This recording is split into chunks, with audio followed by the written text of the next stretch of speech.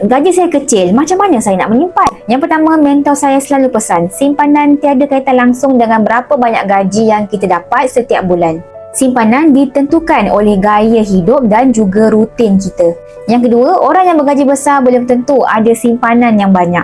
Yang ketiga, kebiasaannya bila naik gaji, naikkan sama gaya hidup dan naikkan perbelanjaan. Gaji besar lagi susah nak urus, sebab itulah kena mula urus sejak gaji kecil lagi. Dan sebenarnya gaji kecil tak bermaksud tak boleh nak menyimpan. Semua itu ditentukan oleh diri kita sendiri. Semua alasan yang kita berikan tu betul, tapi sikit pun tak membantu kita untuk maju ke depan. Kerana kedudukan kewangan kita hari ini telah ditentukan oleh gaya hidup dan tabiat kita 5 tahun yang lepas. Jadinya tuan-puan, jika kita nak tahu keadaan kewangan kita 5 tahun akan datang, semuanya bermula dengan hari ini.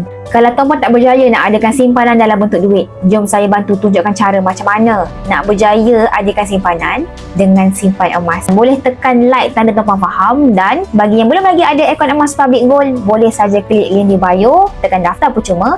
Saya bantu tuan-puan untuk mulakan simpanan emas hari ini. Ada serendah RM100 pun dah boleh bermula.